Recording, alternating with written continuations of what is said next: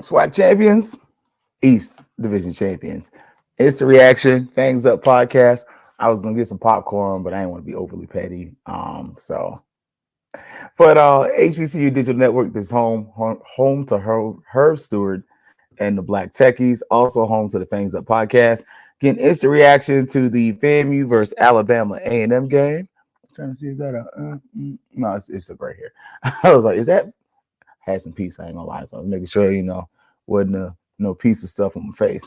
But look, interesting game. If you watched with the ONG Strike Zone, you had a special guest. I was on there with Marcus. We did the live watch party today. So good times, man. Good times and good people.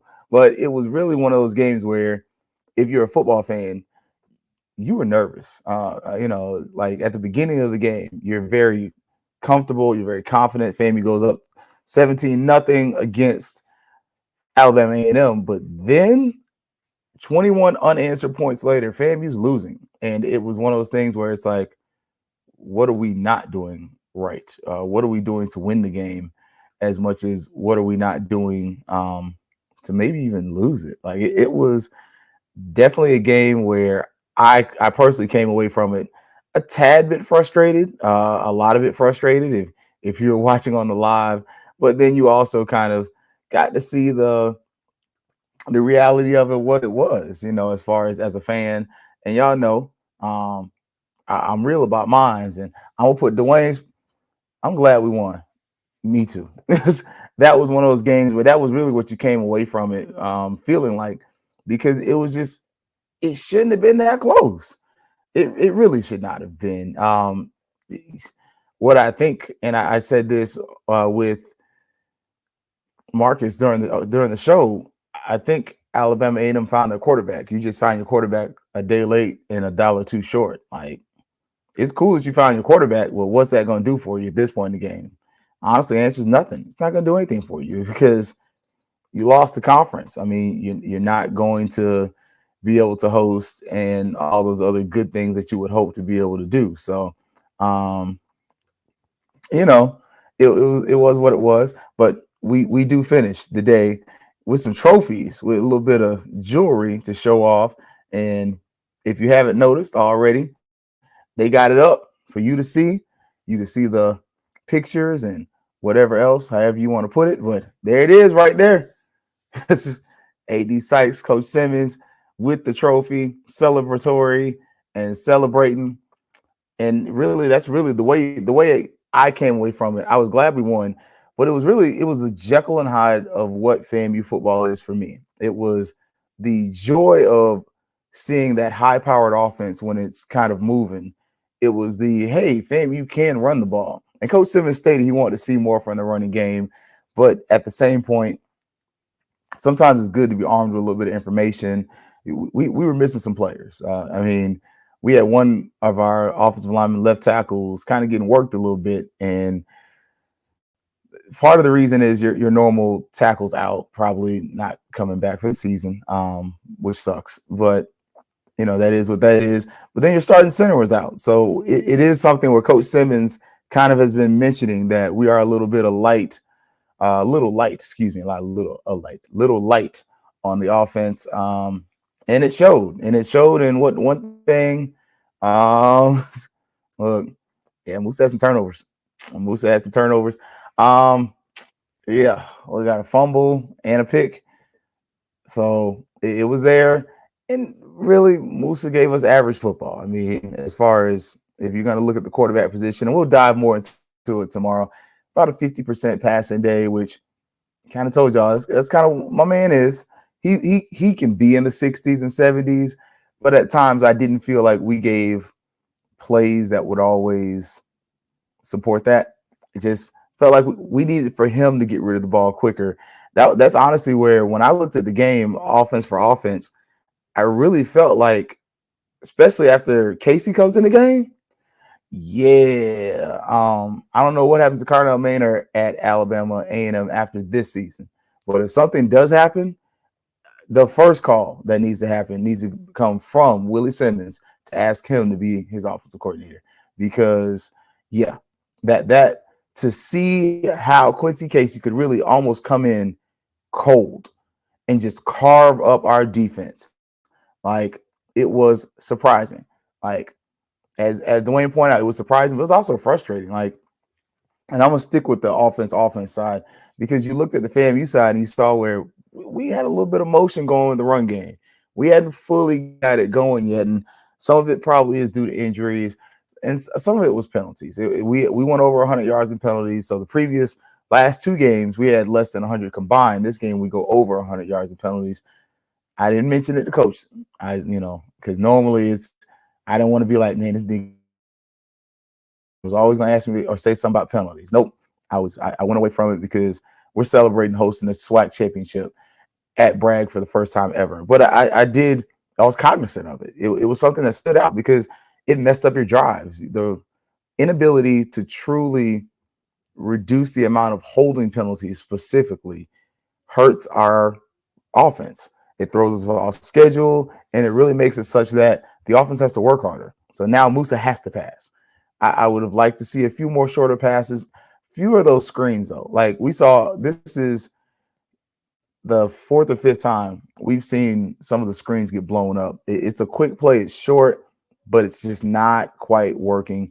I'm definitely wanting us to continue to use the tight ends. Our tight end led the team in receiving, 82 yards from what I remember. It's off the top of my head. Again, instant reaction. I don't normally rewatch the game before instant reaction. I just kind of go from the brain. More so like tomorrow's show, I'm gonna rewatch it again. But we were watching stats during the live watch party. So again, next week might do the watch party again with ONG Strike Zone. You never know. You never know. So but go support those brothers over there.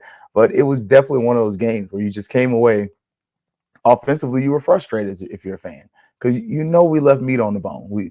Coach Simmons talked about some drop passes, which we had, and we missed some blocks at times. That was something that definitely happened. And again, the penalties were something else that stuck out to me. And the running game we just never could really keep it going the right way. Absolutely. You absolutely can, man. FangsUpPodcast@gmail.com. Always hit me up. You talk, I listen. But it was definitely something where I felt like we could have done a few things better. And that's not me trying to hopefully you're never thinking I'm like criticizing Musa in a whatever kind of way. I'm just pointing out that it was an average day for him. I think Musa's a good quarterback though. So for anybody that will ever ask, how do I feel about Musa? I like Musa. I've always been on the Musa train. So any criticism I give is just from watching the game and just giving you honest eyes. The running backs, man, I think Kelvin Dean was the one who should have been carrying the rock a little bit more today. Jennings was solid, and Yant, I want Yant to be the goal line back a lot more this year. If he's coming back next year, cool. Let him kind of step in the running back one. But right this year, we got running back one. I think it's Jennings. But Kelvin Dean, look, he was the one that was really cooking today. I felt like we could have ridden him a little bit more. Receiver wise, we saw some guys come back. We saw Riley and Gassett a little bit more. And Manigo, look, I got to say it because a lot of times we complain and man, I'm struggling to find the word. We share our frustrations when Manigo drops the ball. We don't talk about when he catches it. That brother was catching the ball today, and he made some difficult catches. He made the routine catches as well. But Manigo was actually a solid target today. At times, he hasn't been the most solid target, even though he's a big target. He's fast. When he catches the ball, that brother can do some things once he catches the ball. But sometimes the problem has been him catching the ball. He did well today. Like we can't just be, ride them when something's not right. We gotta praise him when it's good. Give that brother some praise, man. And Jordan, look right here, proud of Manigo. He made some big grabs today. He did. Manigo in the tight end room. I was riding the tight ends for the past couple years as far as like we need to use more. We need to use more. We need to use more. But in that case, the tight ends, again, leading receiver was a tight end today, and they were the Swiss Army knife. I say it once, I'll say it again. I feel like that's our most underutilized position on this team, and that we should do more. Give those guys the ball a little bit more, because when you go back and watch the game, there were a couple times where the middle of the field was open, and a lot of times the middle of the field was open was because we ran some long routes that really sent the receivers out there in motion. I see you, Jordan. Some of the passes to Shareed weren't always good passes. I don't know how much of that's on Jeremy, how much is that on the offensive line, how much of it is on Shareed, but they just you're not wrong. They weren't in sync to get today. But I think KDOT still gave you a couple good plays.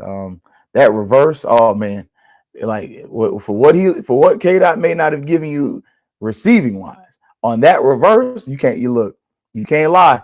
That brother on that reverse, that was pretty and it was well timed. And then what was that? Your boy from Jacksonville, Burke. He's a runner. He's a track star. Look, that kid was gapping and like leaving the competition when he ran that reverse with him. You're seeing some good things out of this offense, man. We just got to get healthy, and you got the Lincoln game. And one thing I appreciate about Coach Simmons, he did not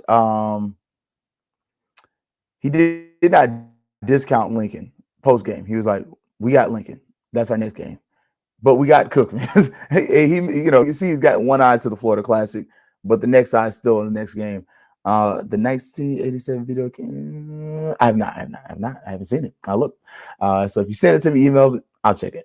But at the same time, it was an interesting showing. Again, it's that Jekyll and Hyde aspect of FAMU football where you get really high quality, good football for about a half. I give you 2.5 quarters. Like we almost put 3 good quarters of offensive football together, but about two and a quarter. And then you get the other half where it's like, well, what is going on? Now defensively, who put it up there? Dwayne. I was surprised by the defense myself, especially the running aspect was there. But the big thing with the defense for me, I just felt like we were just way too passive in coverage. Like 10-yard buffers with our corners. And I'm not trying to say we got shut down corners. You'll never hear me say FAMU is DBU, any of that kind of stuff. I don't subscribe to that. I just honestly, if you're gonna nail me down somewhere and say what I think DBU is, I'm gonna tell you it's probably LSU. And that's because they recruit kids from Florida and Louisiana. UM, Florida State, y'all in there, you in the argument too. But if it's DBU for me, is LSU. Is not close, and I'm not an LSU fan. But look, that stream was trash juice. Look, you see the cameras. Look, that and Marcus and I made the joke. I was like, that reminded me of the camera streams we used to get in the early 2000s when you were like, oh, we're on TV. You were just glad to be anywhere. Yeah, that stream was trash. They even had the little background thing on it. We were like, because I had the Southern game up on the TV. I even had the FSU game on the computer on the other screen. Y'all aren't familiar, I got 3 screens. This is my left screen, middle screen, right screen. But on the far right screen, and sometimes y'all notice I'm doing this, that's where I normally put the picks and stuff. But I'm looking at the Florida State game like this, and I'm like, why does this look like 1984 on the box TV at my grandparents' house? Okay, 1990 at because I was a baby in 84. And why does this look like 2023? Why? And this is from the same. You're not wrong, but it was just one of those things. Like, but defensively, I don't understand why we were playing that far off. I guess we were concerned about getting burned deep or something. But man, that was something I didn't like it, and I felt like sometimes we played too far off. Like, I'm giving you 10 yards in coverage, but it's 3rd and 10, and I'm off 10 yards, like, or 3rd and 13, I'm off 10. Like, come up another 3 yards, so that way I can at least, like, because they kept running like a little short route, short of the first down, and then let the receiver get the yards after contact to get a first down or something. Just, it was there, and they were killing us on the slant. Like, it was a play action slant, which We run a zone-based defense, so the play action is going to be there all day. When you run play action, it was literally like watching the old Xbox. I never had my Xbox controller here, partially because I need to take my Xbox to the shop. It's old and it's dying on me. But it's like you literally were watching, and when they ran the play action, the linebacker and the corners froze, and the quarterback literally threw it in between those two. Like it was consistent and it was deadly. And when you go back and watch the Alcorn game, look, I underestimated those guys. Alcorn's got a good team. I ain't gonna take nothing away from them. That's a team. They're big, they're physical, and they're proficient, and they do what they do well. They definitely did that today when I was watching that game. But defensively, you got to tighten up on that. That's something where you may even have to come out of your zone and run some man-to-man a little bit. Like some of what you're doing ain't working defensively against those looks. Again, linebacker wise, I'm cool. Secondary, as much as I didn't like how far we were off in coverage, you gotta secondary made some plays today. So, and then special teams is, again, it's Jekyll and Hyde. You had amazing special teams where even Coach Simmons said we should have blocked another kick out, because I thought we had blocked the second one myself. That first one though changed the game. And really kick return wise, I mean it was there. Like one thing I like about what K-Dot does in special teams, he doesn't F up. And that's particle board, but it's close to what I got next to me. I do like the fact that when it was time, fair catch. He took a fair catch. He got the ball. This is where we got the ball. Y'all start from here. Because I'd much rather him take a fair catch than to catch the ball, try to make a play, and A, get hurt, B, have a turnover, or C, get really crappy position. So it's just one of those things where it's like, I like that, and I appreciate that from K-Dot. I like the maturity and the growth, and that's one of the things that we noticed in the players when you looked at it. Senior day is next week, and we have about 40 guys that you're going to be celebrating next week. So y'all be ready. You're gonna hear a lot of names next week, but it's going to be interesting. But the biggest thing and the biggest takeaway, besides FAMU won, that was the biggest thing. I'm going back to Dwayne's. Glad we won. That's the biggest takeaway from this game.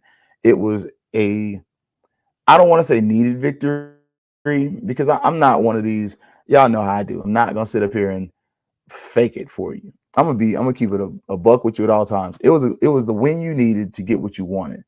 But at the same point, and I like our coach Simmons. He said the same thing I said about this. Like I told you, I like my coach because he's real. At this point, we've done everything that we hope to do. It's like the only thing left is to beat your natural rivals. And he's like, and that's Cookman. You need to win the Florida Classic. But now, some of the coaching staff is going to start installing for some of the other stuff. They real talk. Some of them are going to start installing the game for Alcorn. And that's something that if I'm an Alcorn person, I'm a little concerned about, because we've shown that when FAMU gets their hands on film, we're pretty solid. Now, on the other side of that, it's going to be interesting to see that travel, get prepared for that.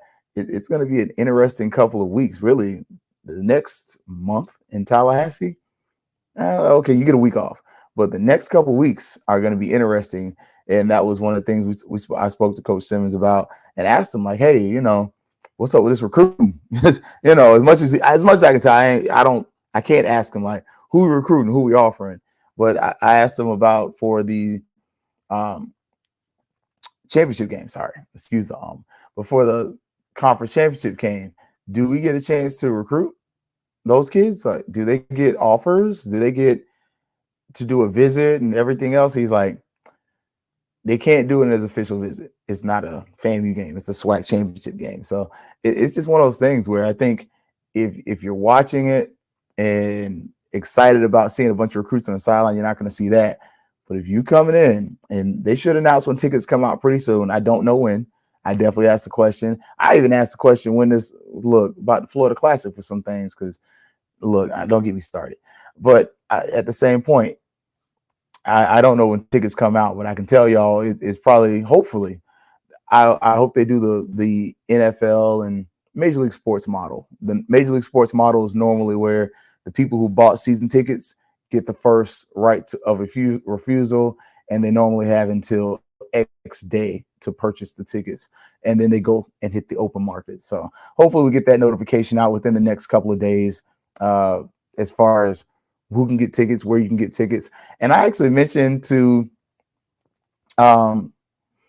Marcus, I was like, I really would hope going forward that we kind of, since we've packaged the investing in champions model, whereas you have to buy a ticket to get a parking space, it would be really cool if going forward you could just have them become something that's digital.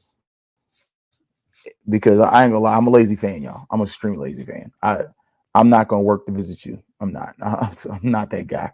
I'll travel, but when it's like, oh, I got to jump through hoops to go see you play, no. I've passed up on FAMU softball because it was at Cookman, and the place at the park was like, my car will probably get hit with a softball. I'm good. But I think going forward, I think one of the things to consider is with the investing in champions, if they can package the season tickets with the parking, unless you do it on the aftermarket, I think that would help this, where that parking is going to be a question. How do you manage that? Like, how do you manage all the boosters who have parking, but then now you got to deal with these new people? So just, some stuff that I think out there, y'all know I think outside the box a little bit. So I'm a little different than a lot of people. So, but it's going to be interesting. But instant reaction, I'm happy. I'm happy we won. Do I love the way we won? No. I felt like we still haven't put together 4 quarters of good football against a good team. We put 4 quarters against average teams and mediocre teams. I ain't gonna say that. We put 4 quarters against teams that are kind of average, but teams that are actually decent, that have a pulse defensively, haven't done it. So we're gonna see though this Lincoln game. Hopefully it's a blowout. I really hope that, honestly, Musa plays until halftime, and then give me Junior, give me Boney, give me Fisher, give me every other quarterback who's not named Jeremy Musa. I want Musa in shorts and a baseball cap. And by second half, I want everybody who's a starter out of that one. So let's see how NIL is working for us. So far, considering, it's pretty good. The question was actually, how is NIL working for us? So far, so good. As far as for some of the players, you did see where we have players like Jeremy Musa has an NIL deal with a local hotel. Jalen Glaze, the defensive back, has a NIL deal with Krispy Kreme, and we also see a couple other guys, which I got something working on that. We're gonna try to promote them a little tomorrow. Just showing how FAMU players have NIL deals, but so far it's okay, but it could be better. I mean, we saw our offensive lineman has a NIL deal, or defensive lineman, with a local vegan restaurant in Tallahassee. So it's okay, but it can stand to be better. It's not the battle's end, but it's something that if we have some people that want to really organize and focus it, it can happen, it can work. And yeah. So, but instant reaction, I'm happy. I'm sleeping well tonight. Probably gonna do a little cleaning up around this house. But tomorrow we will do the show 7 o'clock, HBCU Digital Network. We're gonna talk about the game, talk about those Lady Rattlers on the volleyball team, and it's gonna be that post game a little more informed, less of my just raw reactions and me sitting there and watching the game and having fun. But HBCU Digital Network, this is home. Thank y'all for giving me a platform. Also, check out her tour of Techie. Get ready though. Next week, we're probably gonna do the instant reaction. We definitely did instant reaction, but we're probably gonna do the joint show with ONG Strike Zone again, joint watch party. And you get them a little donation, and we all get to watch and have fun and talk about the game. But as always, y'all, HBCU Digital Network is home. Fangs Up podcast, and it's always gonna be Fangs Up. Yeah, baby, you know what time it is. Now let's get it started.